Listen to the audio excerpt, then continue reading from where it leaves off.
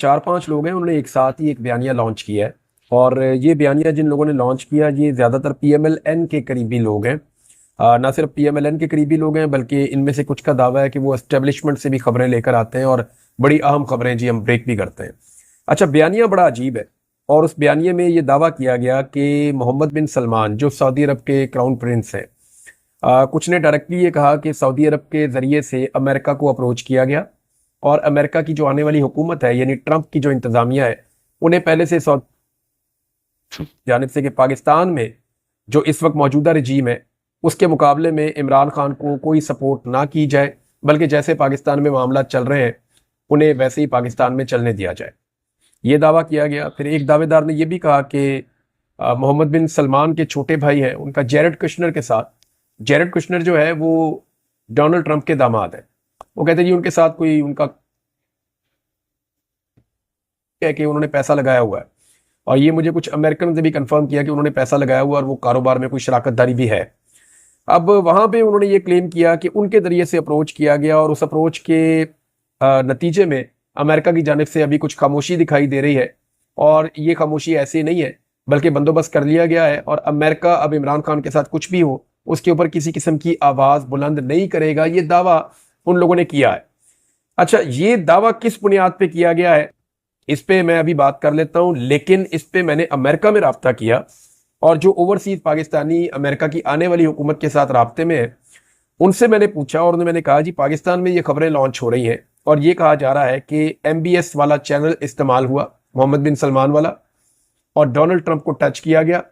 और उसके नतीजे में अब नतीजा ये निकला है कि डोनाल्ड ट्रंप पाकिस्तान के अंदरूनी मामलात में, या खास तौर पर जो इंसानी हकूक के मामलात हैं, जो इलेक्शन के मैंडेट का मामला है, या जो जुल्म और ज्यादती पाकिस्तान में इस वक्त पाकिस्तान तहरीक इंसाफ या इमरान खान के साथ हो रही है, इस मामले पे डोनाल्ड ट्रंप मुकम्मल तौर पे खामोश रहेगा, ये पाकिस्तान में दावा किया जा रहा है। और इसके लिए इस्तेमाल किया गया है सऊदी अरब का चैनल।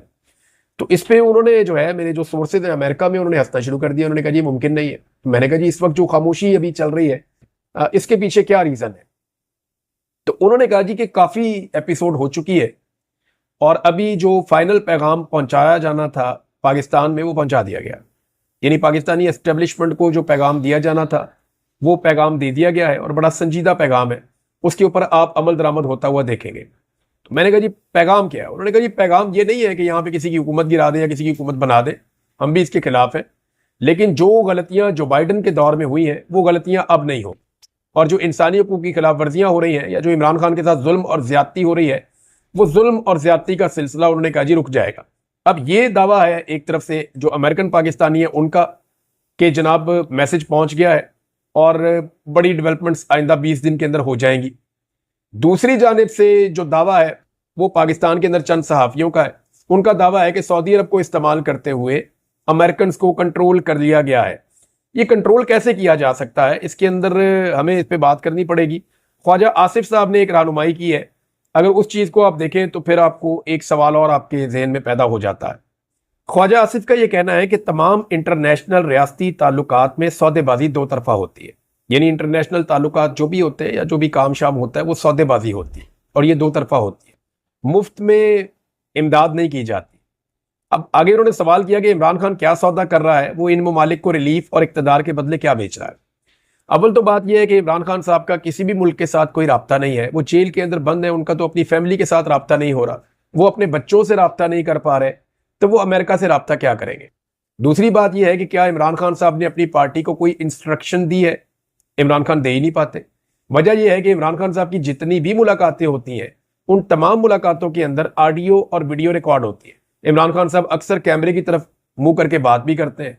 तो अगर इमरान खान साहब ने कोई बात अमेरिका के लिए की है या कोई भी बात उन्होंने कोई पैगाम भिजवाया है किसी गैर मुल्की सदर को या वजीर आजम को या किसी को भी, अब अमेरिका में, बरतानिया में या कहीं पे भी इमरान खान ने कोई पैगाम भिजवाया, तो उसकी रिकॉर्डिंग जरूर हुकूमत के पास मौजूद होगी और हुकूमत उस रिकॉर्डिंग को सामने ला सकती है कि इमरान खान ने ये वाला पैगाम अमेरिका के लिए या यूरोप के लिए या फलां मुल्क के लिए भिजवाया, या ये वो ऑडियो है या ये वो वीडियो है, इसके मुताबिक वो साबित कर सकते हैं। तो इमरान खान के पास तो ऐसी कोई सहूलत है नहीं कि वो पैगामबाजी कर सके या चीज को बाहर पहुंचा सके। लेकिन ख्वाजा साहब ने एक बड़ा अहम नुक्ता जरूर उठाया कि मुल्क अगर किसी दूसरे मुल्क की मदद करते हैं तो वो एक सौदेबाजी के नतीजे में करते हैं। तो अगर पाकिस्तान की जो मौजूदा हुकूमत है उसने डोनाल्ड ट्रंप को राजी कर लिया है कि जैसे हम कर रहे हैं हमें वैसे करने दो, तो इसके बदले में सौदेबाजी क्या की है? सवाल तो फिर ये भी उठता है।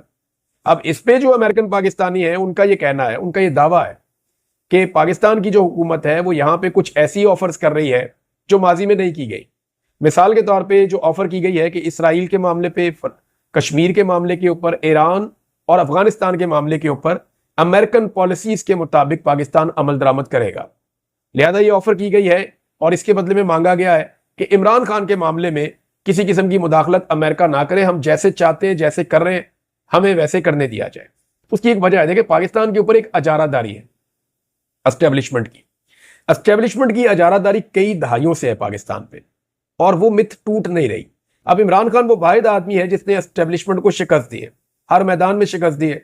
जुल्म और ज्यादती हुआ, वहां पे इतनी मार खाई इमरान खान ने, फिर भी खड़ा हो गया सीधा, तो यहां पे शिकस्त दी।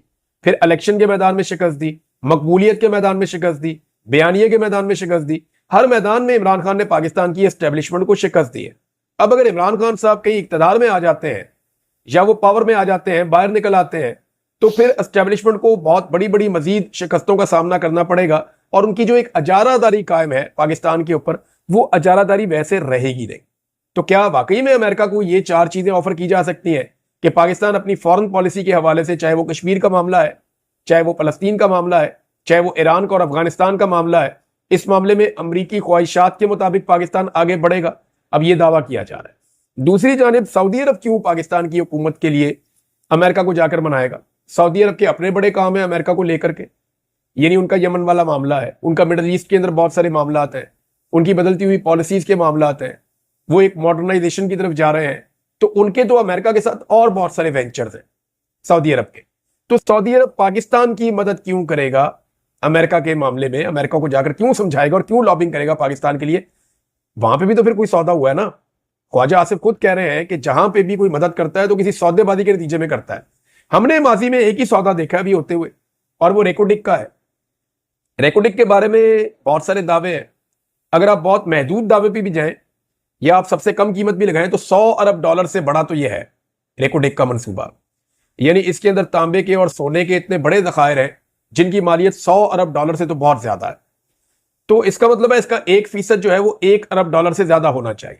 इसका 15% पाकिस्तानी हुकूमत सऊदी अरब को दे रही है, जो अब तक खबर आई है, और इसका फैसला अंदर खाते हो गया।